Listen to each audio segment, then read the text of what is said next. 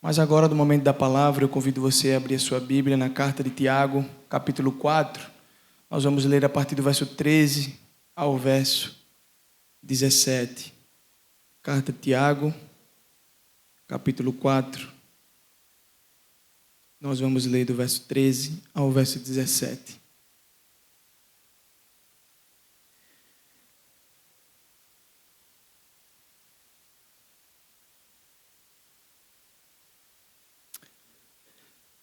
Na tela, diz o seguinte, a palavra do Senhor. Prestem atenção, vocês que dizem, hoje ou amanhã iremos a determinada cidade e ficaremos lá 1 ano. Negociaremos ali e teremos lucro. Como sabem o que será de sua vida amanhã? A vida é como uma névoa ao amanhecer. Aparece por um pouco e logo se dissipa. O que devem dizer é, se o Senhor quiser, viveremos e faremos isto ou aquilo. Caso contrário, estarão se orgulhando de seus planos pretensiosos e toda presunção como essa é maligna. Lembre-se de que é pecado saber o que devem fazer e não fazê-lo. Senhor, a Tua palavra foi lida e nós cremos que só a Tua palavra tem poder de transformar o coração do Teu povo.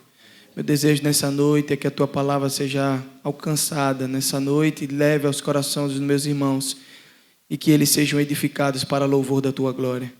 Usa o Teu Filho, apesar dele, em nome de Jesus. O perigo de uma vida autossuficiente, tema da mensagem de hoje. Gosto muito da carta de Tiago porque ela é prática. Tiago, essa carta de Tiago com 5 capítulos, ela não enrola, ela vai direto ao ponto, ela vai direto ao objetivo. Tiago, ele não faz nem saudações na sua carta. Quando você lê a carta de Tiago, você vai ver que Tiago está dando lições preciosas e práticas à vida do cristão. Tiago, quando escreveu essa carta, ele não estava falando a pessoas que não conheciam o Evangelho. Tiago estava falando a cristãos judeus da diáspora, a dispersão, onde muitos cristãos convertidos, novos na fé, precisaram fugir de sua região dali da Judeia para poder se proteger. De quê? Sim, eles tinham ouvido a mensagem do Evangelho e eles tinham aceitado essa mensagem em seu coração. Então, eles precisaram fugir. Então, irmãos, a carta de Tiago ela é direta e objetiva. Diferente das epístolas de Paulo, quando ele escreve a Pedro, ali a João, Tiago não inclui na sua escrita saudações, ele não sauda, ele vai dando logo as suas exortações. E ele começa a sua exortação a partir do 2º versículo do capítulo 1. Ele já começa falando lições práticas ao povo, exortando aquele povo. Encontramos em Tiago instruções simples, diretas e valiosas. Os comentaristas bíblicos vão dizer que Tiago é o provérbio do Novo Testamento. Por quê? Porque ele sempre vai ensinar algo prático de muito valor que nós podemos aplicar na nossa sabedoria humana. Do começo ao fim, a carta de Tiago apresenta instruções práticas e que podem e devem ser aplicadas em nossa vida hoje, no dia a dia. É por isso que essa referência que temos da carta de Tiago ao judeu da dispersão é uma descrição bastante ampla. Por quê? Porque Tiago, quando ele escreve essa carta, ele fala de personagens do Antigo Testamento que o povo estaria familiarizado. Nesses 5 capítulos, Tiago fala sobre Abraão, Tiago fala sobre Isaac, Tiago fala sobre Raabe, Tiago fala sobre Jó, Tiago fala sobre Elias. Então, Tiago estava falando a pessoas que sabiam o que ele estava dizendo. Porque imagina só, Tiago está falando de personagens que o povo não sabia quem era. Não faria muito sentido ele querer endereçar uma carta a um povo citando personagens que o povo não conhecia. Então, ele estava escrevendo, endereçando a sua carta àqueles irmãos dele que havia fugido sem o norte para poder entender o que é o Evangelho. Então, quando ele escreveu essa carta, Tiago buscou contrapor o ensinamento judaico de ter a fé no único Deus com o ensinamento do Evangelho, que é ter a fé em Jesus Cristo. Porque olha o raciocínio de Tiago. Para Tiago, de nada adianta alguém dizer que crê em Deus, mas não obedece o mandamento de Deus, que é crer em Cristo Jesus. Então existiam muitas pessoas naquela época que diziam, assim como hoje, que crê em Deus, existe um Deus, existe uma força divina, existe algo que está regendo o universo. Mas Tiago está indo além disso. Ele diz: não adianta você saber disso. Você precisa obedecer o mandamento desse Deus. E um dos principais mandamentos, se não o principal, é você entender que Jesus Cristo é o pilar disso tudo. Os judeus não aceitavam muito a ideia de vir alguém como Jesus e não vir para poder restaurar o reino, sabe? Eles estavam esperando alguém politicamente correto, que fosse restaurar Israel. E Jesus não veio com esse plano. Então, Tiago vai entrar em choque na sua escrita. É tanto que um dos teólogos reformadores, alguém que revolucionou a história do cristianismo, chamado Martinho Lutero, teve muita dificuldade com a carta de Tiago. Porque o entendimento de Lutero era que Tiago estava escrevendo algo para contrapor também o que Paulo já tinha escrito sobre fé. Só que Tiago, quando ele escreve a sua carta, ele faz o uso do termo fé um pouco diferente do que Paulo vai abordar em Efésios. Tiago faz aqui uma ilustração do sentido de fé, no sentido de crer, acreditar e confiar, diferentemente do apóstolo Paulo, que usa o termo somente no sentido de crer.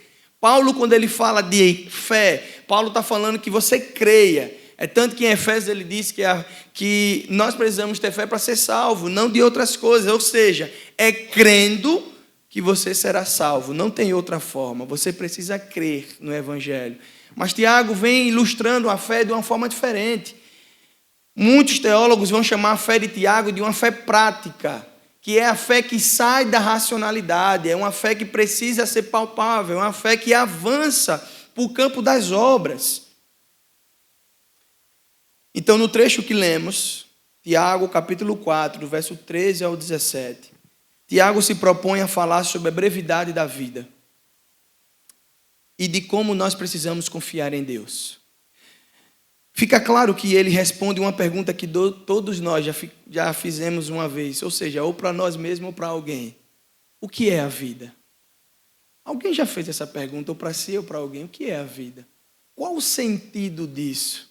Qual o sentido de estar num mundo tão ruim, tão caótico? E eu já ouvi isso de pessoas próximas a mim, de minha família, que não queria ter filhos porque o mundo, cada dia que passa, avança a passos largos à beira do abismo. Então nós vivemos em um mundo que totalmente corrompido. E aí nós fazemos essa pergunta, né? O que é a vida? Qual o sentido de vivermos num mundo como esse?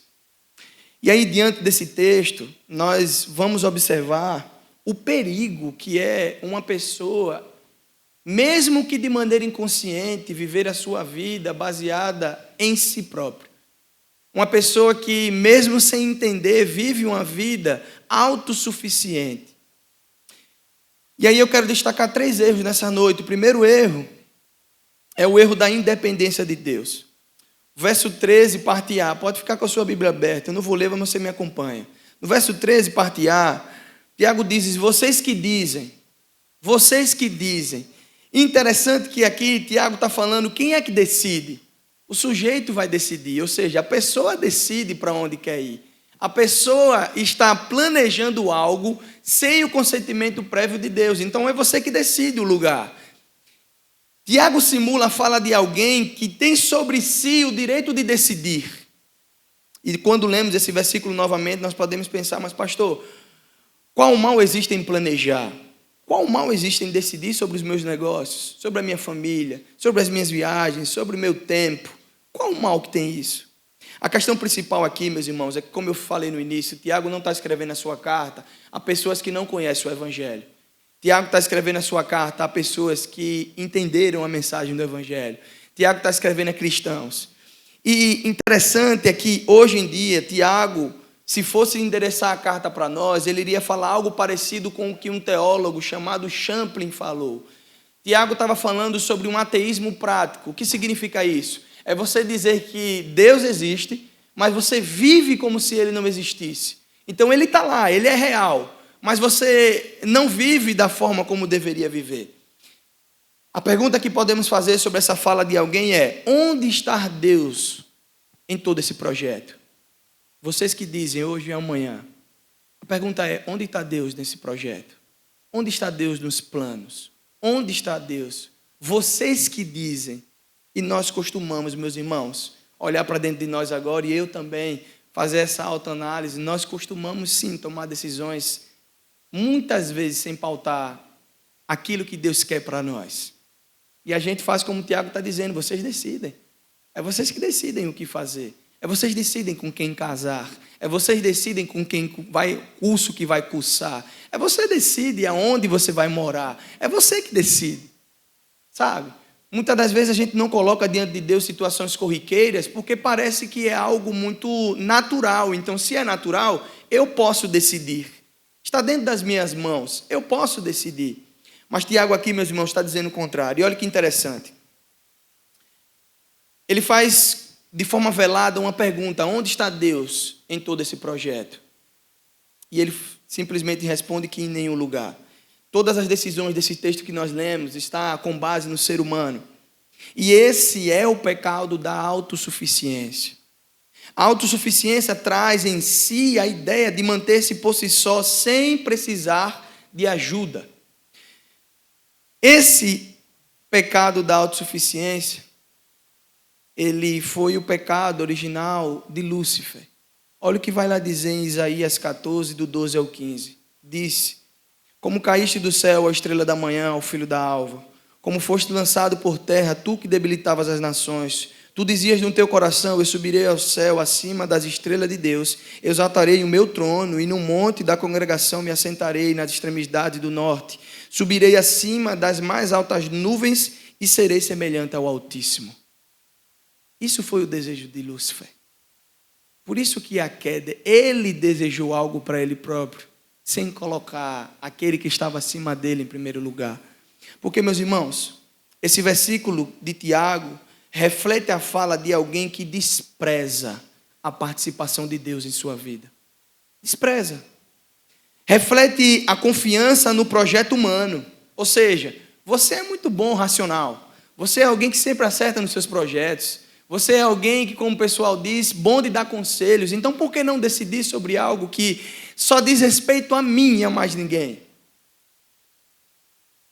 Incentiva o ser humano a pensar de maneira autossuficiente e autônoma. E aí, meus irmãos, uma vez que a palavra de Deus transpõe os séculos e chega também até nós, podemos pensar se também não temos essa mesma atitude diante de várias situações que ocorrem em nossa vida. Será que eu e você não estamos sendo autossuficientes? Decidindo algo por conta própria? Não sei, talvez um emprego que chegou nas suas mãos e você, para decidir, ao invés de colocar diante do Senhor, será que é isso mesmo? Porque vai ser um valor a mais, sabe? Vai melhorar a família, então você não coloca diante de Deus. E aí aquilo você acaba aceitando, porque vê com bons olhos. Mas depois você, infelizmente, ou se afasta do caminho do Senhor, você esfria na fé. Nós estamos vivendo numa sociedade em que Deus foi colocado à margem. Um mundo no qual Deus não faz mais parte. Um Deus que só é lembrado muitas das vezes no domingo.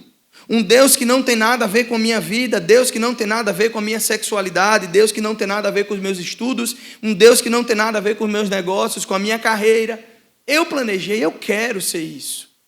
Então, quando a gente quer, talvez sobe a cabeça. Conversando com alguns amigos, na segunda-feira a gente estava conversando sobre isso, como às vezes nós queremos tanto algo, e nós buscamos tanto isso com todas as nossas forças, e nós até conseguimos algo, mas em detrimento de talvez uma vida espiritual fria, em detrimento das vezes de um casamento frágil, porque você conquistou aquilo que você tanto desejava, mas você teve que sacrificar muitas outras coisas que eram lícitas diante do Senhor.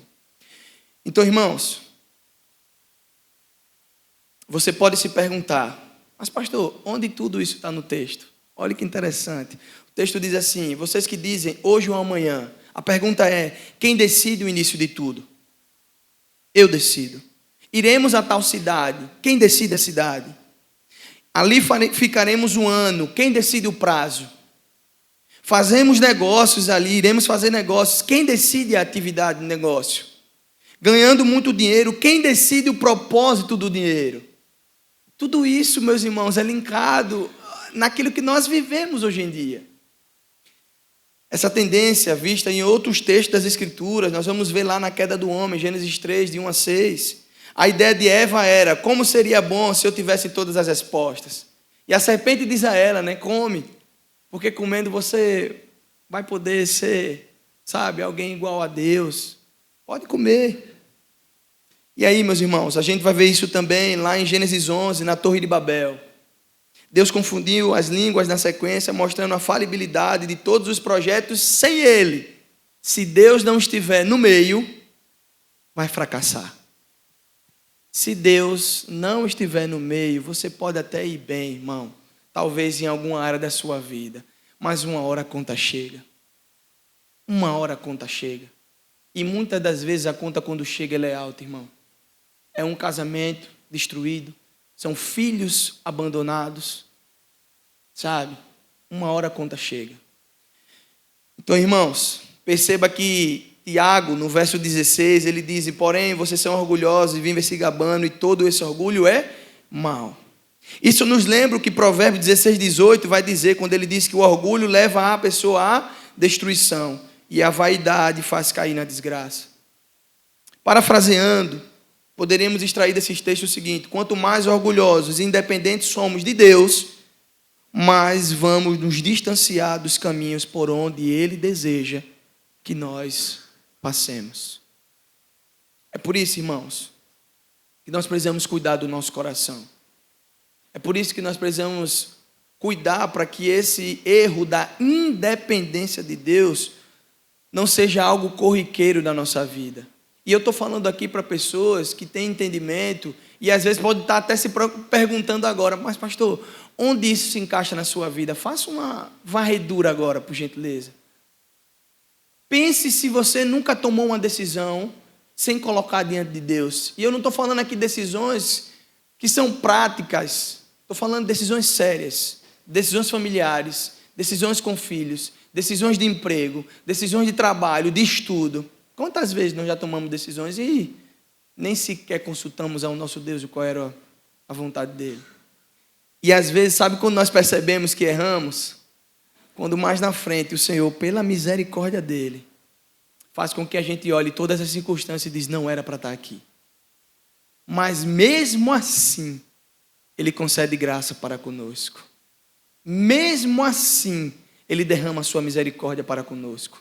E Ele faz talvez daquilo que seria maldição, Ele torna bênção na nossa vida. Mas esse é o nosso Deus.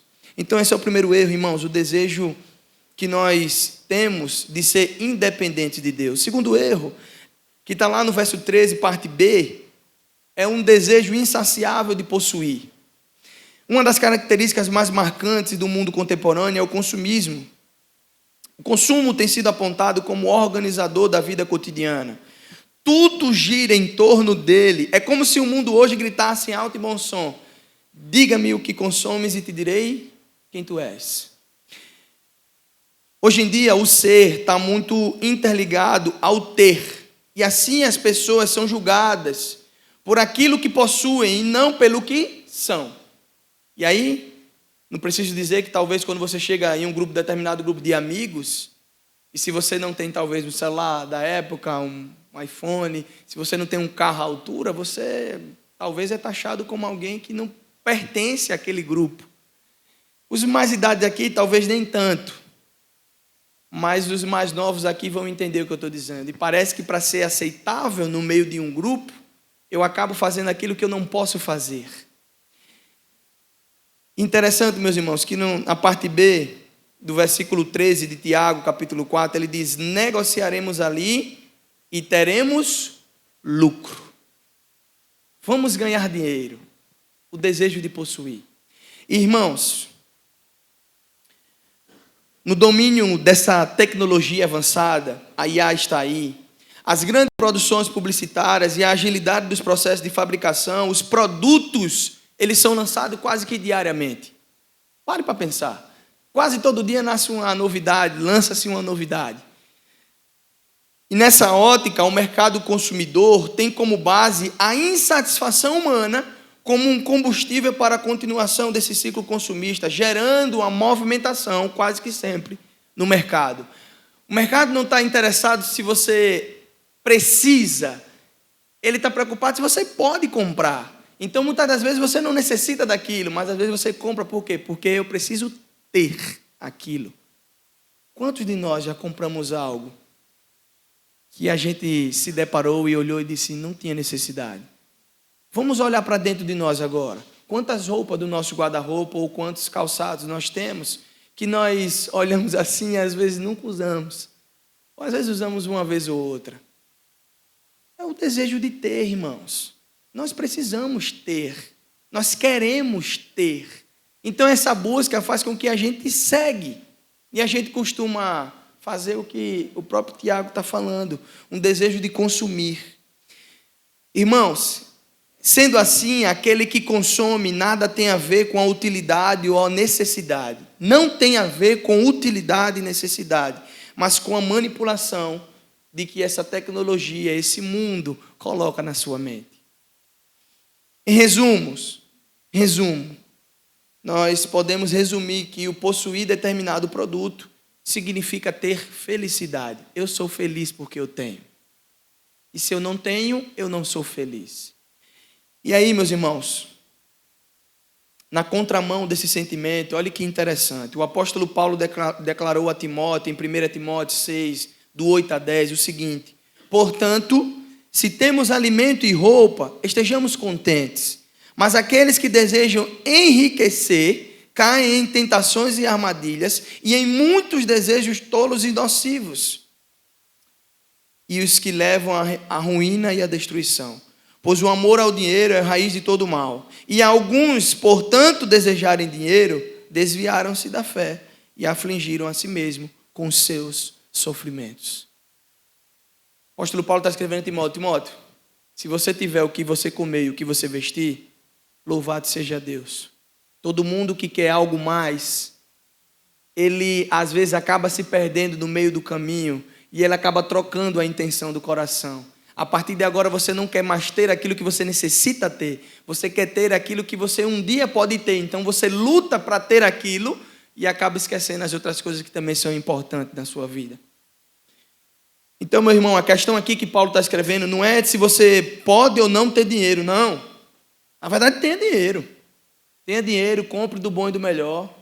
Chame os pastores para usufruir com você. Faça isso. Agora, cuidado para não deixar isso controlar a sua vida. Porque quando controla a sua vida, você agora não tem mais parâmetro para poder decidir. Interessante que, às vezes, nós até podemos, sim, ter uma vida melhor e mais confortável. Sim, todos nós almejamos isso, meus irmãos. Isso deve ser algo louvável. Um jovem, um adulto, querer algo melhor para a sua vida, para a sua família, louvado seja Deus. Mas em detrimento de quê, irmãos? Em detrimento de quê? Sabe, às vezes a gente acaba esquecendo da família.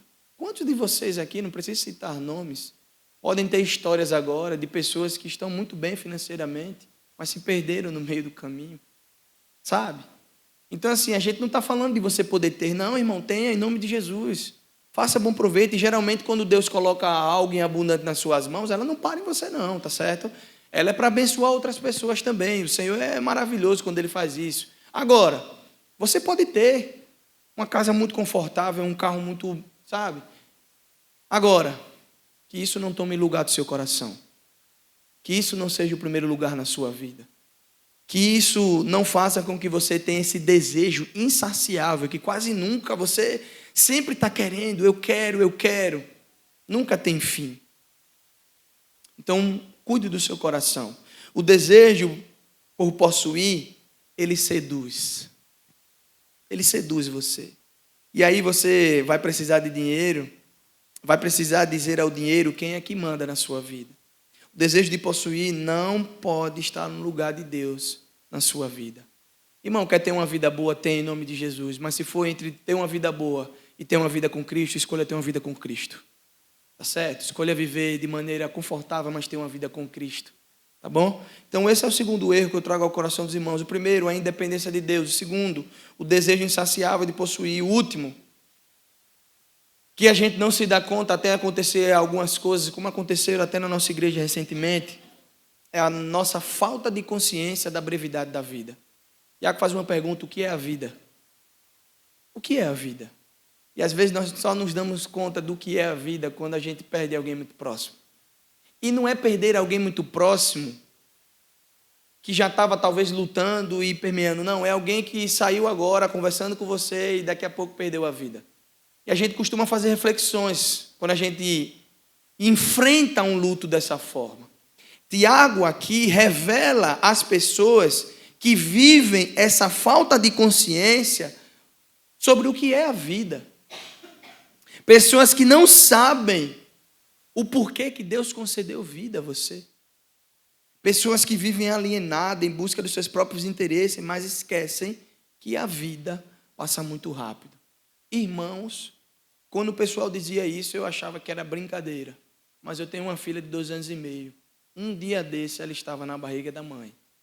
Hoje ela estava pedindo, papai, eu preciso ir para a igreja. Literalmente dessa forma. Cresceu, o tempo passa muito rápido. Muito rápido. Irmãos, daqui a pouco, os seus filhos, vocês que ainda não tiveram a satisfação e a alegria de casá-los, eles vão casar, eles vão construir famílias. Sabe? Então vão evoluir, eles vão, sabe, bater asa. Aqueles que são pequenos, daqui a pouco vão entrar em outras esferas aí. A vida passa muito rápido. Mas a gente só se dá conta, às vezes, quando acontece algo trágico na nossa vida. Por quê? Porque a falta dessa consciência da brevidade da vida faz com que pessoas vivam individualizando suas próprias buscas, perdendo a realidade do que está à sua volta. Como assim, pastor? Pessoas que não entendem o seu propósito de vida aqui na terra. Irmãos, preciso te dizer nessa noite que o seu propósito de vida em nada tem a ver com ser rico. Em nada tem a ver com você ter uma boa casa, construir uma boa família. Seu propósito de vida aqui na terra é glorificar o nome do Senhor. É você dar testemunho aqui na terra. Foi para isso que o Senhor te chamou. Foi para isso que Ele te deu vida. Se você pode fazer isso através do seu trabalho, faça em nome de Jesus. Se você é empresário, se você é concursado, se você tem um emprego, irmão, faça em nome de Jesus. Porque é para isso, foi para isso que Deus nos chamou. Então, olha que interessante o que Moisés vai falar na sua oração no Salmo 90. Salmo 90, 9 e 10 diz o seguinte: pois todos os nossos dias se passam na tua ira. Acabam-se os nossos anos como um breve pensamento. Os dias da nossa vida sobem aos 70 anos, ou, havendo vigor, 80. Nesse caso, o melhor deles é canseira e enfado, porque tudo passa rapidamente e nós voamos. Aqui ele está falando, obviamente, já na fase idosa. Ele está falando de alguém que já passou a sua juventude, já aproveitou, mas olha só, a própria palavra vai nos dizer sobre isso. Chegou aos 70, louvado seja Deus. 80, muito obrigado, Senhor. Passou disso, é dizer assim, Senhor, eu sou um privilegiado. Privilegiado. Porque a vida é muito breve, irmãos. A vida é muito breve, é por isso que nós precisamos aproveitar todos os dias da nossa vida na presença do Senhor. Por isso que nós precisamos fazer isso. Observando a Bíblia, nós podemos concluir que o tempo mais importante é o agora. Você não pode mudar o passado e tampouco falar sobre o futuro. O que é que você vai mudar o que já passou na sua vida? Você não tem esse poder. Já passou. Pastor, mas eu errei muito. Já passou. Você não pode mais voltar e consertar os seus erros. E você também não pode falar sobre o futuro. Em que sentido? Tá, pastor, talvez amanhã ou daqui a próxima semana vai acontecer. E se Deus não quiser? Sabe, a gente não pode falar sobre o futuro. A gente pode planejar, sim. Como nós acabamos de ler. Sonhar, planejar, colocar diante do Senhor. Mas quem disse que tudo isso será realizado? Quantos planos, irmãos, nós já colocamos também diante da nossa família e foram frustrados? Quantos planos, irmãos? É por isso, queridos, que, como o próprio Senhor Jesus vai dizer, ele diz o seguinte, maravilha, né?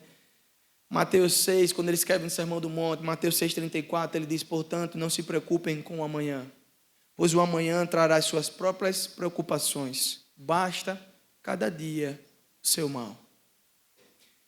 Então, irmãos, a incerteza da vida deve nos levar a uma dependência total do Senhor.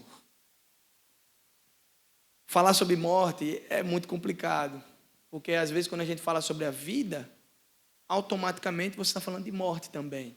Porque se há um, há outro. Quando você perde sua vida, você morre. Mas é algo inevitável diante da verdade do Evangelho. Por quê? Porque se temos vida para uma coisa, louvar a Deus, exaltar o nome do Senhor. E quando morremos, também estaremos com Ele em glória, cantando com Ele e vislumbrando face a face aquilo que um dia Paulo escreveu aos Romanos, que vemos como um espelho. Um dia veremos face a face. Então, para nós, como diz o apóstolo Paulo, viver é maravilhoso e morrer é lucro. Morrer é lucro. Agora, que todos os dias da nossa vida, e que o Senhor faça com que você e eu vivamos muito, que a gente possa ter muito tempo aqui para aproveitar a nossa família, mas entendendo que se um dia partirmos, nós estaremos com Ele. E que aqui, possamos viver com essa consciência, que por mais que a vida seja breve, por mais que ela passe como o apóstolo Tiago disse aqui, como uma névoa. E aqui só quem pegou neblina numa estrada sabe como é. Você não vê absolutamente nada na sua frente, mas daqui a pouco ela vai embora. Assim é a vida, e o apóstolo Tiago está falando sobre isso. Mas que aqui na terra, com 60, com 70, com 80, com 100 anos, como chegou a nossa querida Deildes aqui e outros, possamos viver para a glória de Deus.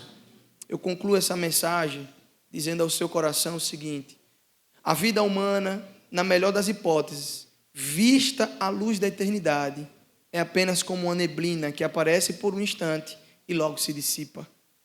No texto, Tiago relaciona a vida do homem com uma vontade mais elevada que a sua e procura corrigir a falsa maneira de encarar as atividades humanas, lembrando aos seus leitores, eu e você, que a vontade de Deus é suprema e que os planos dele quanto ao futuro são imutáveis.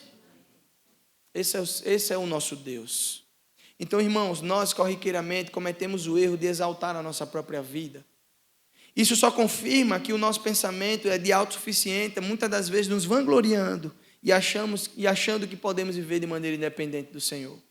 E eu afirmo para você, o homem que vive mais seguro é o que menos tem confiança em si mesmo. Quer viver seguro? Não confie em você. Confie naquele que te deu a vida. A verdadeira sabedoria e a verdadeira fé conservam Deus continuamente em vista. É olhando para Ele, o autor e consumador da nossa fé. O argumento encerra-se com uma aplicação impressionante. Tiago encerra a sua perícope dizendo o seguinte: pensem nisso, pois quem sabe o que deve fazer o bem e não o faz, comete pecado. O perigo está em que você, embora concordando comigo, talvez em muitas coisas que eu falei nesse sermão, você saia daqui e esqueça tudo aquilo que nós conversamos. Porque aquele que sabe o que deve fazer o bem, mas não o faz, comete pecado. Tal atitude é pecaminosa. Porque, irmãos, quando Deus ele faz conhecida a sua vontade para conosco, é nossa responsabilidade agir em conformidade dela. Se o Senhor já nos deu a palavra, se o Senhor já nos revelou, eu e você precisamos obedecer a esse Deus. Nós chegaremos no lugar que Deus quer nos levar, se estivermos inteiramente na dependência do Senhor. Então, irmãos, que essa palavra seja aplicada ao seu coração nessa noite. Que você entenda que você não pode viver sozinho. Que você não pode viver uma vida autossuficiente. Mesmo quando às vezes a vida quer te levar a tomar decisões por conta própria. Aprenda a ajoelhar diante do Senhor. Aprenda às vezes a ajoelhar e falar absolutamente nada, mas ouvir aquilo que o Senhor tem para dizer para você. Aprenda a colocar diante do Senhor coisas que para você é trivial, mas que para Deus é algo essencial para instruir você na sua caminhada. Então que a gente possa fazer isso. Do mais básico, aquilo que é mais complexo. Por quê? Porque às vezes quando é complexo, a gente sabe dobrar o nosso joelho. Quando a gente não tem um poder de decisão, a gente sabe colocar diante do Senhor. Mas e quando as coisas são naturais? Eu lembro de uma vez, conversando com os jovens aqui, na EBD, acho que há 2 anos atrás, nós estudamos um livro que falava sobre isso, né? Sobre decisões, tomando decisões segundo a vontade de Deus. E um dos tópicos do livro era tomando decisões em áreas cinzas da vida. Porque o jovem tem essa mania, e às vezes ele me perguntava muito: pastor, é pecado fazer tatuagem? Pastor, é pecado fazer tal curso? É pecado tal profissão? É pecado comprar uma casa? É pecado financiar, me endividar? E aí a gente foi conversar um pouco sobre isso e eu fui dizer para eles: queridos, tem coisas que Deus não fala, mas Ele nos dá sabedoria para que a gente possa decidir. E Deus é tão bondoso que às vezes quando a gente decide algo que lá na frente a gente enxerga que não foi bom a gente ter decidido, Ele nos dá a graça e nos dá a misericórdia derramada sobre nós e faz com que aquilo se volte para nós de uma maneira que seja nos abençoar. Então, irmão, quer ser bem sucedido? Entregue tudo nas mãos do Senhor. Confie nele e o mais Ele fará. Vamos orar nessa hora. Senhor, muito obrigado pela Tua palavra. Nós sabemos que só a Tua palavra tem poder de transformar. Muito obrigado porque nós aprendemos aqui a ter uma vida de dependência no Senhor. Senhor, livra-nos de nós mesmos. Tem misericórdia de nós, Senhor. Às vezes o nosso coração aponta por alguma direção que não faz bem para a nossa saúde espiritual. Como o autor de Provérbios vai dizer no capítulo 14, verso 12: há caminhos que ao homem parecem ser bons, Senhor, mas que no fim nos levará à destruição. Livra-nos desses caminhos, Senhor. Cuida do nosso coração, Senhor. Freia o nosso coração. Cuida de nós, Senhor. E faz com que a cada dia sejamos ainda mais dependentes do Senhor. Nos faz dobrar o nosso joelho, Senhor, para poder clamar ao Senhor e pedir direção e orientação. Às vezes o Senhor não vai nos responder imediatamente. Sim, sabemos disso. Mas nós queremos colocar diante do Senhor porque não temos outro a não ser o Senhor.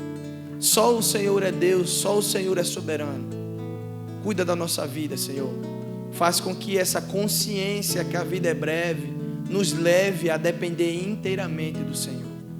Nós queremos viver uma vida que agrada ao Senhor, mas precisamos da Tua ajuda. Ajuda do Senhor.